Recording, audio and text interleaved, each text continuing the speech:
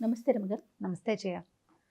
రమగారు, food items మనం ఇంట్లో cook చేసుకున్నవి reheat చేసుకోవటం ఒకటి, స్టోర్ చేసుకోవటం ఒకటి. ఫ్రిడ్జ్లో పెడుతూ ఉంటాం సాధారణంగా, మిగిలిపోతే దాంట్లో పెట్టి మళ్ళీ రీహీట్ చేసుకొని తింటాం. అది అసలు ఎంతవరకు కరెక్టు? మీ సజెషన్ ఏంటి? హీట్ చేయకూడదు జయ. ఓవెన్ యూస్ చేయొద్దంటారా? రీహీట్ చేసాము అంటే ఇప్పుడు ఇదివరకటి రోజుల్లో లేనిది ఇప్పుడు వచ్చింది మనకు కొత్తగా. అంటే కొత్త అనకూడదులే, ఓ 20 ఏళ్ళుగా అలా అనుకోండి. న్యూట్రిషన్ ఉండాలి ఫుడ్లో. అన్ని కూరలు తినాలి. మనం జనరల్గా చెప్పుకుంటున్నాం కదా, ఏదో పిల్లలకి రైసులు చేసి పెట్టండి అంటే కూరలు లేకపోతే న్యూట్రిషన్ ఎలా వస్తుంది అని ప్రశ్నిస్తున్నారు. అన్నం పెట్టండి ఏదైనా పర్వాలేదు, ఏదో ఆహారం అంటే కూరలు లేకపోతే ఎట్లా, కూరలు లేకపోతే ఎట్లా, కూరలు లేకపోతే దాంట్లో మనం మిక్స్ చేస్తున్నాం కదా, ఇంకా పెట్టాలి, ఇంకా బోల్డ్ అని చేయాలి, బోల్డ్ రకాల కూరలు. అన్ని కూరల్లో ఉన్న న్యూట్రిషన్ మనం తీసుకోదలుచుకుంటున్నాం. ఇప్పుడు న్యూట్రిషన్ వన్స్ ఎలా వస్తుంది? మనం ఒక పదార్థాన్ని వండిన తర్వాత అది చల్లారాక అయినా తినచ్చు, కానీ దాన్ని మళ్ళీ వేడి చేస్తే ఈసారి టాక్సిన్స్ పెరుగుతాయి. న్యూట్రిషన్ గాల్లో కలిసిపోయి టాక్సిన్స్ వచ్చేస్తాయి. ఎప్పుడైతే మనం ఆహారాన్ని వేడి చేస్తామో దాంట్లో న్యూట్రిషన్ పూర్తిగా నశించిపోతుంది. ఉడికిన పదార్థాన్ని మళ్ళీ వేడి చేయటం మంచిది కాదని చాలామంది పెద్దవాళ్ళు ఎంతమందో చెప్తున్నారు. మామూలుగా మనం పొద్దున కూర చేసుకుంటాం, ఈజీ మెథడ్ చూడండి. అన్నం వండుకున్నాం, ఒక పప్పు ఏదో ఆకుకూర పప్పు చేసాం, ఒకటి ఏదైనా ఫ్రై చేసుకున్నాం, కొంచెం రసం చేసుకున్నాం, ఎక్కువైంది అనుకుందాం. సాయంత్రానికి ఉన్నాయి పదార్థాలు. రైస్ని అవగొట్టేసుకోవాలి. రైస్ని ప్లాన్డ్గా వండుకోవాలి. ఈ 3 పదార్థాలు ఎక్కువ ఉన్న సాయంకాలం మీరు వేడిగా రైస్ వండుకుంటే పప్పు, కూర, చారు చల్లగా ఉంటే ఏమవుతుంది? అన్నం వేడి అన్నం ఉంటే సరిపోతుంది, కలిపేసుకోవచ్చు అంటారు, కలుపుకుని తినచ్చు. ఇప్పుడు అలా కాకుండా మనం అన్నము ఎక్కువ వండుకొని అన్నము ఫ్రిడ్జ్లో పెడతారు కొంతమంది.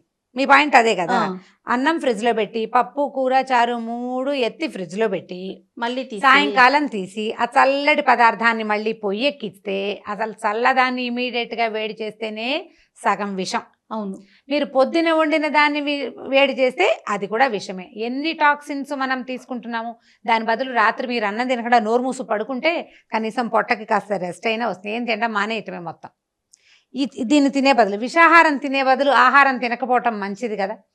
ఏ పదార్థమైనా ఉడికిన దాన్ని మళ్ళీ వేడి చేయకూడదు, స్ట్రిక్ట్లీ నో, నెంబర్ 1. తర్వాత ఫ్రిడ్జ్లో పెట్టడం. ఈ ఉడికిన పదార్థాలు, కూరలు మిగిలిపోయినాయి ఫ్రిడ్జ్లో పెట్టుకుంటాం. దాన్ని ఏం చేయొచ్చు? ఇప్పుడు మీరు పొద్దునే పెట్టేశారు, ఆ పొద్దున కూడా చాలామంది పెట్టరు. ఈ ప్లాన్ చూడండి. మార్నింగ్ అన్నం వంట చేసుకోగానే కూర కొంచెం చల్లారగానే ఇవాళ పొద్దుటి సర్వింగ్కి సరిపడా బౌల్లో వేసి టేబుల్ మీద పెట్టుకుని మిగిలింది కనుక ఎత్తి ఫ్రిడ్జ్లో పెడితే సమ్వాట్ బెటర్ చేయ, కొద్దిగా పర్వాలా. దాని మీద మళ్ళీ కదపకుండా కాదు, నిలవుంచకుండా. అది మధ్యాహ్నం మనం అన్నం తినేదాకా అది టేబుల్ మీదే ఉండి మనం తిన్నాక మిగిలింది పెడితే ఎన్ని గంటలు అది బయట ఉంది? ఓకే, ఇన్ని గంటలు బయట ఉండి అది పాడవడానికి తయారయ్యే స్టేజ్లో మనం ఎత్తి లోపల పెడతాం. దాన్ని తీసి మరి యథాతథంగా ఎలా పెట్టామో అలాగే మళ్ళీ దాన్ని వేడి చేస్తున్నాం. ఈ 2 తప్పే. మీరు ఈజీగా ఒక పని చేయొచ్చు, వేడి చేసుకోకుండా ఉంచుకోవాలి, ఫ్రిడ్జ్లో పెట్టకూడదు నిజానికి.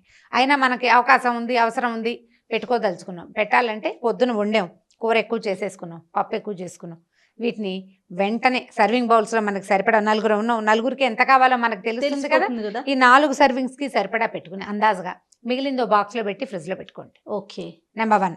రెండోది, సాయంకాలం ఏం చేయాలి? మనం 9ంటికి తింటాం అనుకోండి, 6:30-7 గంటలకే దాన్ని తీసి బయట పెట్టేసుకోండి. ఆ చల్లదనం అంతా పోయి అది నార్మల్ టెంపరేచర్కి వస్తుంది, మీరు వేడన్నెల్లో కలుపుకొని తినేయచ్చు. ఓకే. మీరు నిలవబెట్టే ప్రక్రియ కొంచెం పర్వాలేదు, నిలవబెట్టిన దాన్ని వేడి చేసే ప్రక్రియ చాలా చెడ్డది. ఓకే, చేయకూడదు ఆ పని. అక్కడి నుంచి ఇప్పుడు మైక్రోవేవ్ చేసే విధానం కూడా ఒకటి ఉంది కదా, మీ సెకండ్ క్వశ్చన్ అదే. ఈ మైక్రోవేవ్ మీద రకరకాల అవగాహనలు ఉన్నాయి. చాలా మంది ఏం చెప్తారండి, ఏమంటారంటే ఈ వేడివేడి పదార్థాన్ని, ఈ చల్లగా ఉన్న పదార్థాన్ని మైక్రో చేస్తే అది దాంట్లో ఏవో రేస్ వస్తాయి, ఆ రేస్ వల్ల పాడైపోతాను. మొన్న నేను చాలా గంటన్నర సేపు చదివాను, అదేం పెద్ద విషాహారం అవుతుందని వాళ్ళు అంటల. దాంట్లో వచ్చే రేసు అంత రేసు రావు, హీటే వస్తుంది, వేడి వచ్చేది అని. ఇప్పుడు ఆ వేడి చేయాలంటే మీరు ఫ్రిడ్జ్లో నుంచి తీసి చల్లటి దాన్ని మైక్రో చేస్తే తప్పు. ఎగ్జాక్ట్లీ. మనం రూమ్ టెంపరేచర్కి దాన్ని వచ్చాక కొద్దిగా వేడి చేసుకోవచ్చు, ఓవెన్లో పెట్టేసి మైక్రోలో పెడితే మైక్రోలో పెట్టుకోవచ్చు అంటారు. అయితే ఈ మైక్రోలో పెట్టేటప్పుడు స్ట్రిక్ట్లీ ప్లాస్టిక్ వాడదు. అవును, మనం వస్తువు పాడైనా అవ్వకపోయినా మనం ఒక ప్లాస్టిక్ బౌల్లో వేసి పెట్టామనుకుందాం, అది టప్పర్వేర్ లాంటిది అయినా కూడా మంచిది కాదు. అవును. ఆ హీట్కి ఎంతో కొంత ఈ ప్లాస్టిక్ నుంచి కొన్ని మైక్రో ఇవి ఏవైనా బయటికి వచ్చేందుకు అవకాశం ఫుడ్కి ఇది అవుతుంది. అయ్యేందుకు అవకాశం ఉంది. గ్లాస్ వాడుకోండి మైక్రోవేవ్లో. మైక్రోలో ఏం చేయాలన్నా ఎగ్ పుడ్డింగ్ చేసుకుంటాము, పోరెడ్జ్ లాంటివి చేసుకుంటాము, రాగి మాల్ట్ లాంటివి కూడా మనం మైక్రోలో చేసుకోవచ్చు. వాటర్ హీట్ చేసుకుంటాము, గ్రీన్ టీ కోసం నీళ్ళు వేడి చేసుకుంటాము. వీటన్నిటికీ గ్లాసే, ప్లాస్టిక్ అసలు స్ట్రిక్ట్లీ నో. మార్కెట్లో చాలా అవైలబుల్ గా ఉన్నాయి. గ్లాస్ చాలా దొరుకుతున్నాయి. ఈ గ్లాస్ వస్తువులు ఇంట్లో ఉండటం కూడా మనకి మంచిదే. విజిబిలిటీ ఒకటి ఉంటుంది, వస్తువు ఏముందో కనపడుతుంది మొదటిది, అందుకు దాంట్లో నుంచి ఏది బయటికి రాదు. అవును. ఎంతసేపు మైక్రోవేవ్లో పెట్టినా అది పగిలిపోతుందన్న భయం మనకే ఉండదు.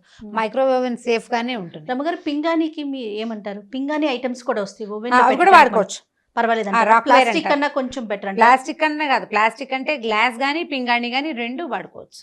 ఓకే, రెండింటినీ వాడచ్చు. ప్లాస్టిక్ అసలు మీరు ఫ్రిడ్జ్ లో స్టోర్ చేసుకోవడానికి కూడా ఫుడ్ ఐటమ్స్ కి ప్లాస్టిక్ వాడచ్చు, స్ట్రిక్ట్లీ నో.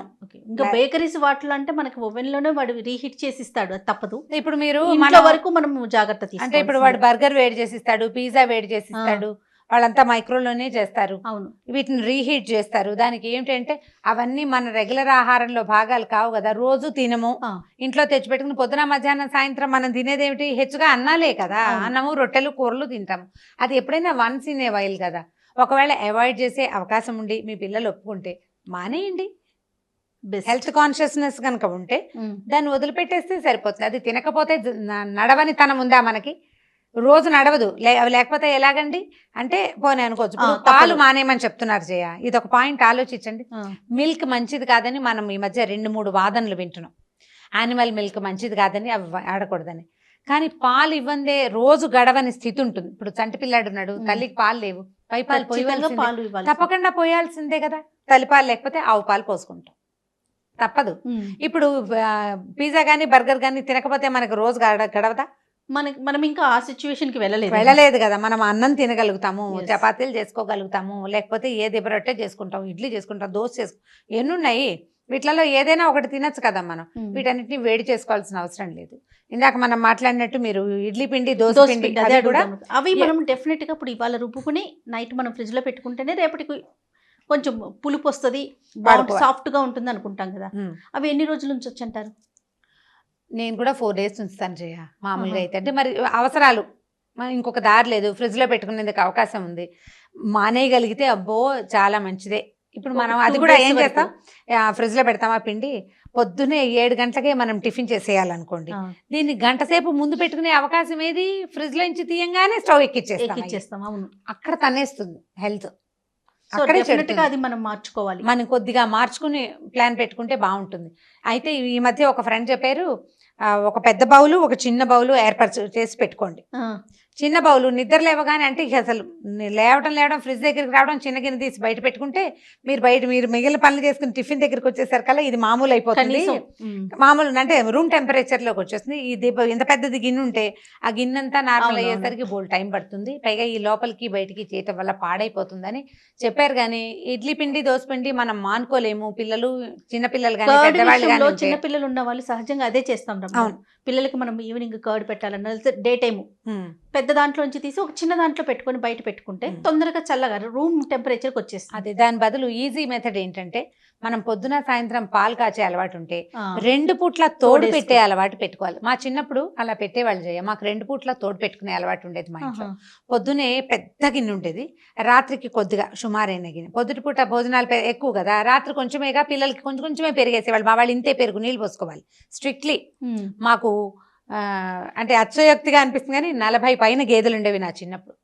పెద్ద పెద్ద గేదెలు, ఆవులు కూడా ఉండేవి. కానీ అంత పాడున్నా మేము ఎక్కువ పెరుగు తిన్నాం. రాత్రిపూట పెరుగు ఒకటే బిళ్ళ లెక్క అనమాట, ఒక గరిటెతో తీస్తే ఇక అది, ఆ తర్వాత ఇంకా నీళ్ళు పోసుకోవటమే.